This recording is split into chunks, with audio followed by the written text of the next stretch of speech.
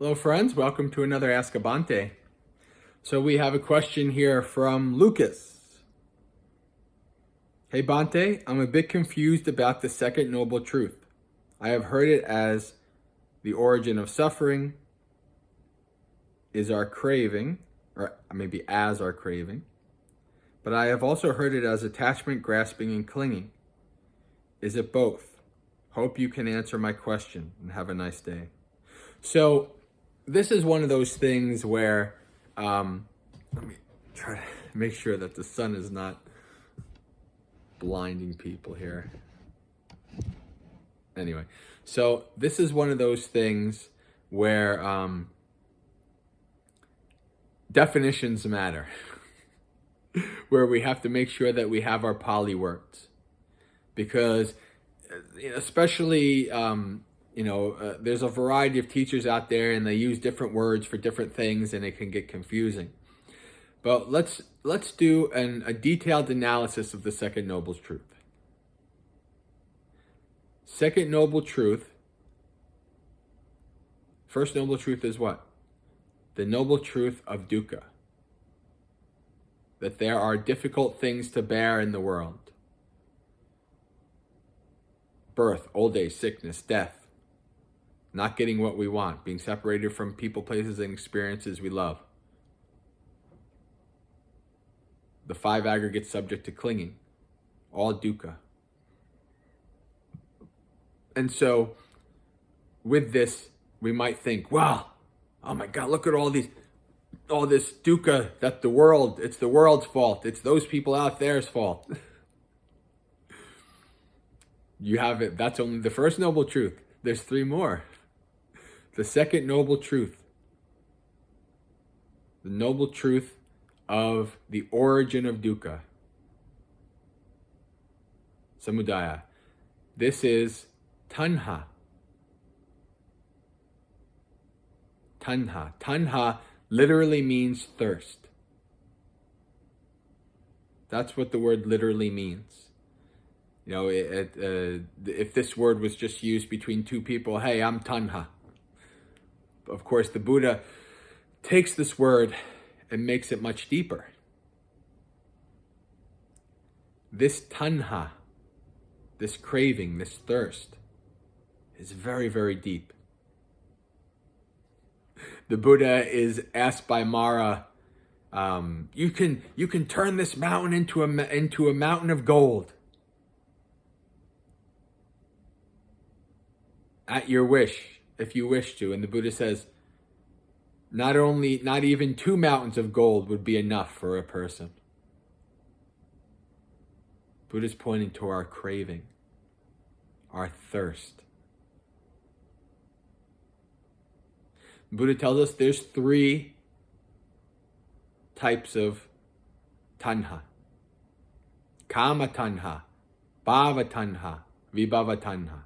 Kama tanha is our desire, our craving, our wish to grasp onto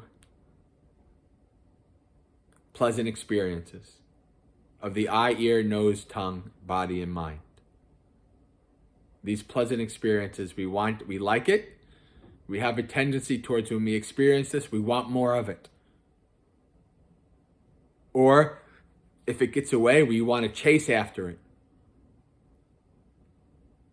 And we want to hold, and when we have it, we want to grasp onto it. We want to hold it.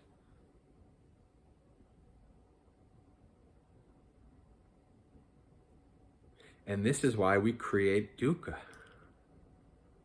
Because, why? Because the Buddha tells us everything is impermanent, undependable. It's liable to change. We have a pleasant experience. We want more of it. So we run after it. We have to chase it. And then we grab it again. And it lasts for a little time. And we want to upadana. Upadana is clinging. We want to cling to it. Make sure, we want to do whatever we can to make sure that it doesn't get away. like the Buddha's father in the mythological story of keeping him away from all old age, sickness, and death, or like an abusive spouse who wants to make sure that their spouse doesn't go away, so they control them and they keep them, these kind of things, right? There's innumerable examples of what we do. Right, we want to we have our money and we want to keep it. So maybe we do all kinds of unskillful things to keep our money. Right, or we have our children and we don't like them to grow old. We don't want them to grow old, so we kind of infantilize them and we keep them as children. Like, and you like that they're 25 years old and they're in your basement. Right, there's so many different examples, but this is the point. Right, this is the clinging. We have thirst. We have thirst for pleasant experiences. And because we have thirst, we cling. This is dependent origination. With the arising of feeling comes the arising of Vedana Pachaya Tanha. Tanha Pachaya Upadana. With the arising of feeling comes the arising of craving. With the arising of craving comes the arising of clinging. So we chase after pleasant experiences with our drugs and foods and video games and sex and all kinds of things. And then we hold on to it. We want more of it. We keep chasing, keep chasing, keep chasing. Reminds me of the story of Angulimala, the serial killer, when he was trying to chase after to kill the Buddha, and the Buddha was just walking, and Angulimala could not stop, could not catch him. And so he says to the Buddha, "Stop!" And the Buddha says, "I have stopped, Angulimala. You stop." Of course, Buddha means there, I've stopped, killing living beings, stealing, etc., the precepts. But really what he's done is he stopped clinging. He stopped grasping. He stopped chasing. That's exhausting. Chasing after these sensual pleasures from life to life. What do you think happens when you die? Tanha's still there. So we have bhava tanha. Bhava is existence. So we have craving for continued existence. And so we keep going. The Buddha says that there is a kamogha. Kamogha. Kamogha means a flood of sensual pleasures. There's so many sensual, trillions, millions, bazillions, gazillions. I heard some weird word.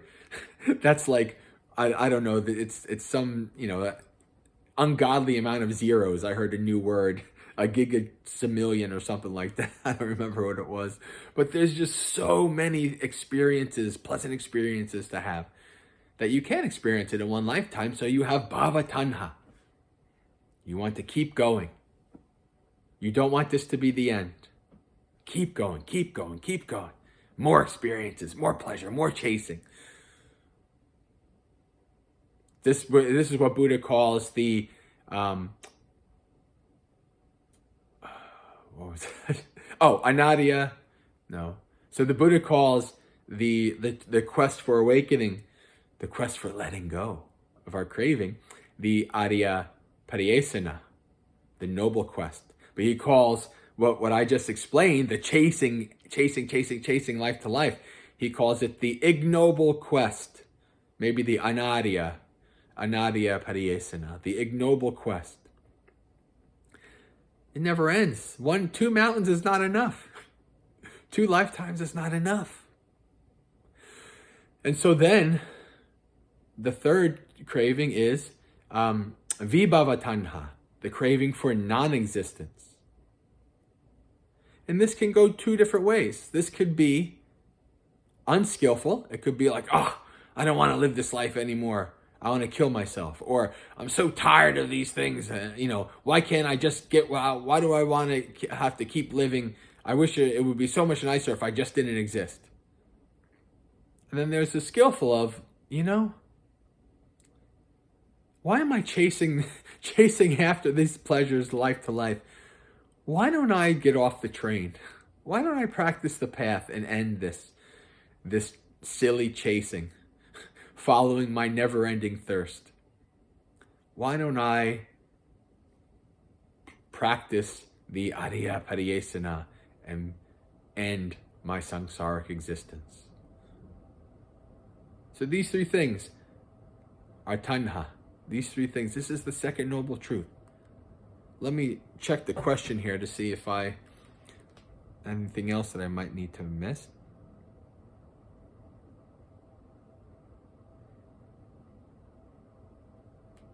So yeah, there's no like Pali word that means attachment.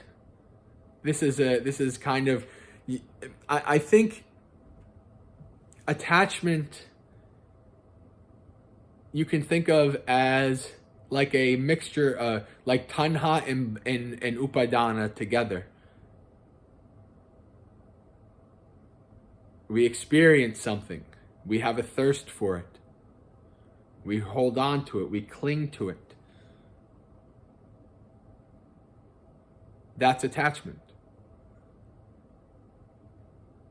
I don't really use the word attachment as you might, because you know, in effort of being being clear in words so that there's not a lot of confusion, I try not to use that. Although I guess the one time I do use attachment is when I talk about lobha, dosa, and moha. Lobha is usually translated as greed. Dosa translated as hatred. And moha translated as delusion. But those aren't, just like the word dukkha, really one English word does not fit the word dukkha. This is common in Pali. One English word does not fit the word lobha and dosa, because there's more to it than just greed and hatred. So I use the word, like, I feel like attachment and aversion are kind of like the root word for that. Because aversion, lots of things stem from aversion: hatred, ill will, resentment, anger. All of these things are dosa. Lots of things stem from attachment, besides greed. So this is, I guess this is what I have to say for this question. But that's the second noble truth. Second noble truth is our thirst, our unquenchable thirst for pleasant experiences.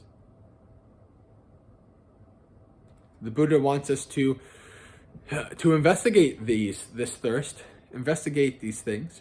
The Buddha gives us a framework of 3 things to use as a framework of investigation.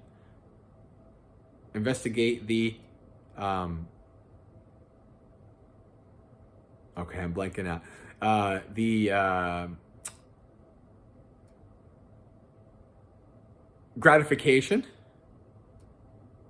danger, and the escape. So you investigate these pleasant experiences, so they gratify you in some way, or else you wouldn't become attached to them. Oh, there's me using attached. You wouldn't have thirst for them. You wouldn't want to cling to them and hold on to them. They have gratification. So you have to understand that. This is why people think that the Buddha says to not experience anything pleasant. That's impossible. You're always going to experience pleasant things. The point is to understand them. You understand why they gratify. Why is this experience pleasant? Then you have to understand the opposite. The other side. Patikula. And that is to understand the drawbacks. What is the downside of clinging to this? Craving for this? What is the downside of this? And what is the escape? The gratification and the downside, the drawbacks, might change depending on what you're investigating, but the escape never does. The escape is the abandoning of that very same tanha for that. The escape is always the third noble truth, the cessation of craving, the cessation of dukkha.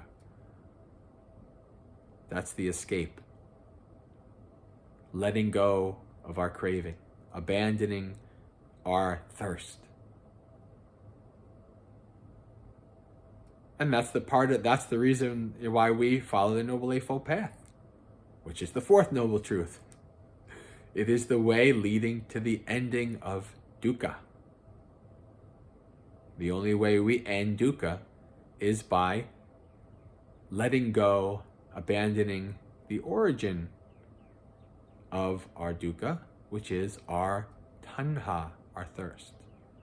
So friends, I think that is a sufficient, almost 16-minute answer to this question. But second noble truth is a big topic, and it's a very good question for us to understand. So if you have any questions that you would like me to answer for yourself or for future people who might see the video on the channel, then please leave the question in the chat or send me an email.